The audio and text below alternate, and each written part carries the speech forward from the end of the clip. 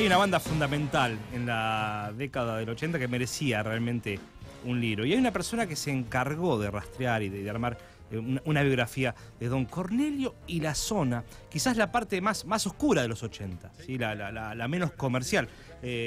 Bueno, en Santiago Juan Segura, a través de editorial Vademecum, editó el libro Pozo Guerrillero Irascible. Extrajo esa gran frase del tema del Rosario en el Muro de Don Cornelio y la zona. Es una biografía de una banda fundamental de los 80, como decíamos, que muchos por ahí lo tienen registrada a partir del clásico Ella Vendrá. Mientras la mayoría de la gente escuchaba por ahí un pop más divertido, ¿sí? más liviano, la banda de Pablo Pandolfo se encontraba cantando otro tipo de cosas. Pero vamos a hablar con el protagonista de toda esta historia, Santiago Juan Segura. ¿Qué tal? Buenas noches, ¿cómo te va? Gracias por recibirnos. ¿Qué tal? Buenas noches, ¿cómo andan, chicos? Bien, ¿Todo bien? Bien, muy bien. ¿Qué te lleva a tomar la decisión de investigar y sacar este libro? En realidad, el libro no fue planteado como tal desde un inicio. Cuando se cumplieron los 30 años de la salida del primer disco de Don Cornelio, se me ocurrió hacer una nota sobre el primer disco nada más. Y a los meses, un editor, en este caso Roque Di Pietro de Editorial Vademecum, me escribió y me propuso llevar el proyecto de la nota, que ya había sido publicada, a un libro que contara la historia completa de ese disco.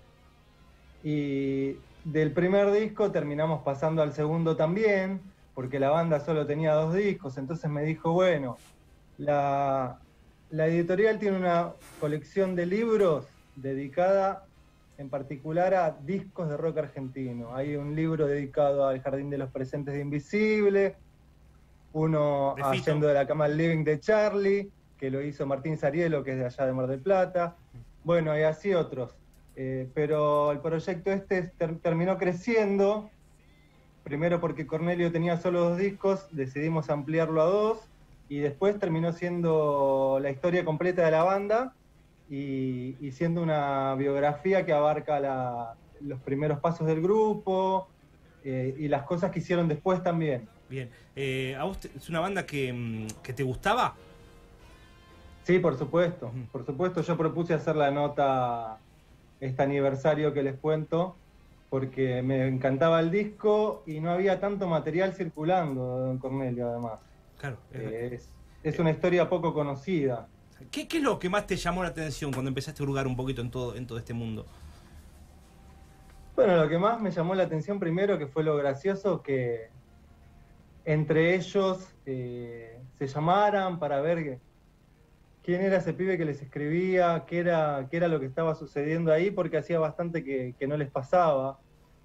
Y bueno, y después encontrar en la historia que se cruzaron con casi toda la primera plana del rock argentino, y cosas como la prehistoria del grupo, que es muy distinta a lo que vimos después de ellos. Claro. Porque Don Cornelio tiene una historia en sus 2 discos que son bastante distintos entre sí, pero además de eso, tienen 2 años previos donde desarrollaban toda una estética bastante diferente, más new romantic. De hecho, en los volantes donde vendían sus shows ponían psicodelia romántica. La cosa iba más por otro lado, se maquillaban, se vestían de ciertas maneras. Siempre fueron muy ambiciosos en su propuesta desde el comienzo. Tenían coristas, por ejemplo, 2 chicas que hacían coros. Cosas que no son muy sabidas. Totalmente. Y hay un dato, bueno, que yo, buscando un poco de información, me llamó realmente la atención, es que telonearon Iggy Pop. Hay Iggy Pop, que para muchos fue el show más importante internacional que se vio en Argentina. Dicen que, bueno, yo conozco a los músicos que acompañaban a Iggy Pop en el 1988 en obras y son realmente una bandaza, ¿no? Y bueno, aquellos que lo pudieron ver a Iggy Pop en ese momento dicen que fue un show emblemático por cómo sonaba esos tipos que trajo para que lo acompañen en la gira. ¿Don Cornelio fue telonero de Iggy Pop? Don Cornelio fue telonero de Iggy Pop, exactamente. Mira. En el año 88,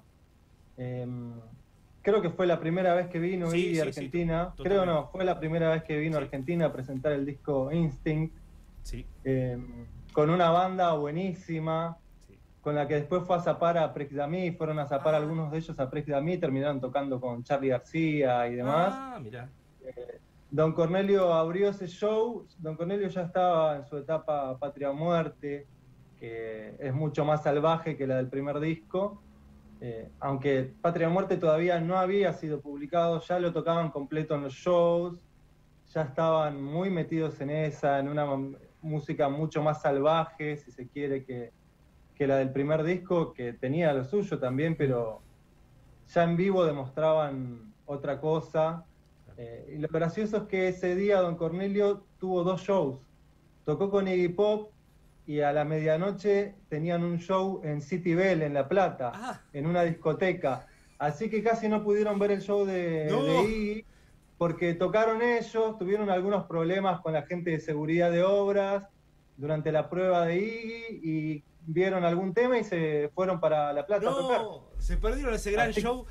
Se perdieron a Iggy Pop, sí, aparte, increíble. Con esa formación, con Andy McCoy de Hanoi Rocks, con Alvin Gibbs, que fue bajista de UK Subs, con una banda realmente criminal. Aquellos que le gusta el rock visceral, Emanuel Goyer. Recomiendo ver esa banda. Te hago una pregunta, vos que hablaste con ellos, que conocés la historia, ¿pensaron alguna vez en reunirse más allá de esos 5 temas que tocaron al principio de los 2000, 2010, 2014? Bueno, eso también está contado, por supuesto, porque es una banda muy de culto que con los años fue creciendo y sin embargo nunca hubo una reunión formal, oficial de la banda.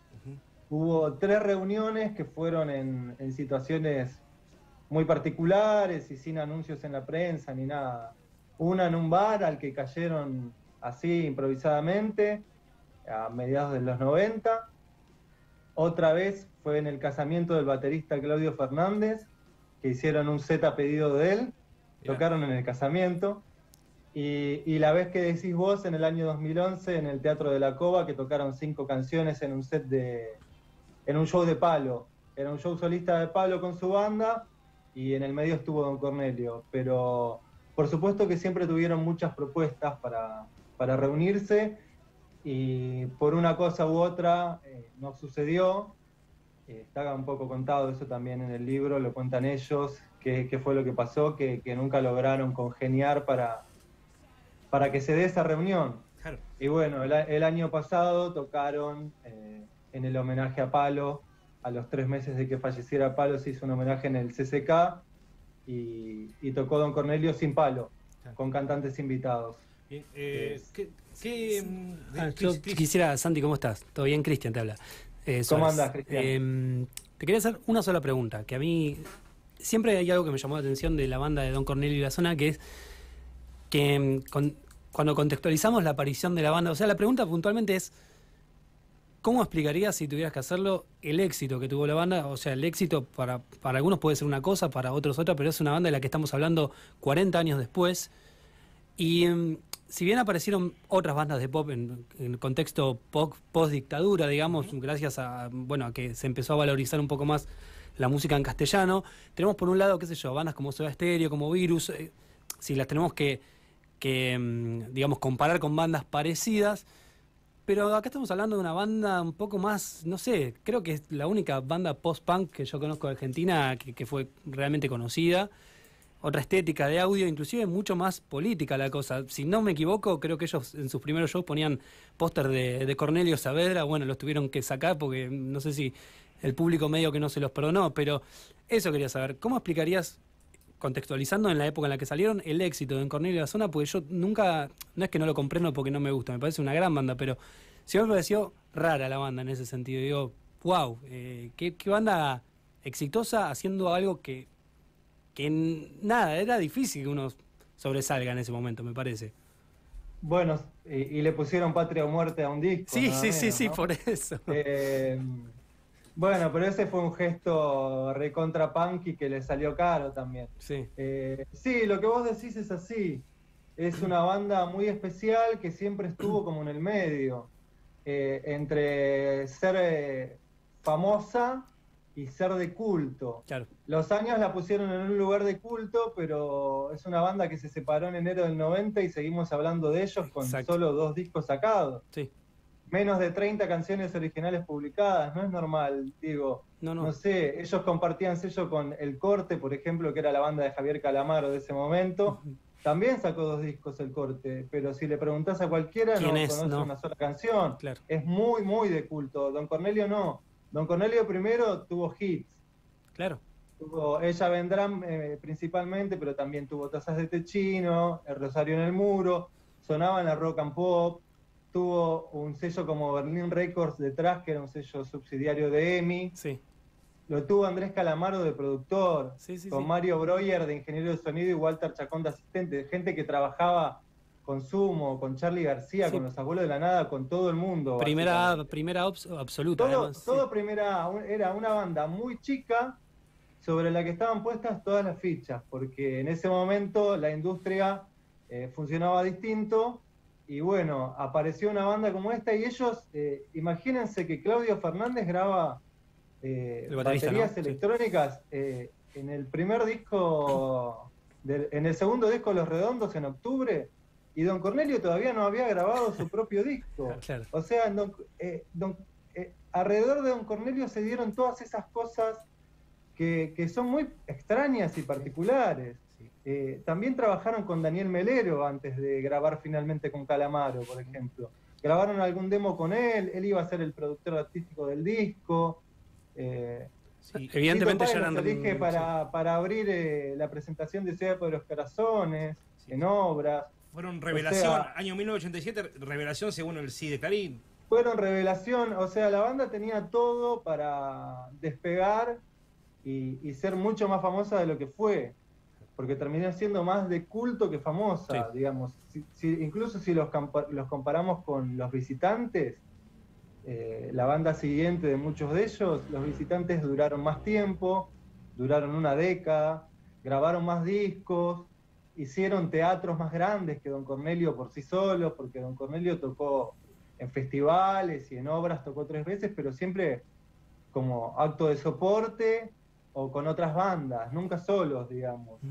Entonces ahí hay algo muy misterioso y bueno, un poco la gracia del libro también es develar qué pasó ahí, para que la música del grupo aún hoy sea tan actual y tenga tanta fuerza y siga teniendo fanáticos ultra fervorosos, y a su vez que sea, como decís, una banda famosa, pero que está ahí. Yo creo que sigue siendo un gran secreto también, Don Cornelio. Claro. Te pregunto, ¿te faltó hablar con alguien que decía, me faltó que me hubiera encantado? Y siempre falta. A ver, si te tengo que decir, están casi todos los que participaron en la etapa profesional del grupo, digamos, desde el año 86 en adelante, que es cuando los ficha el sello Berlín.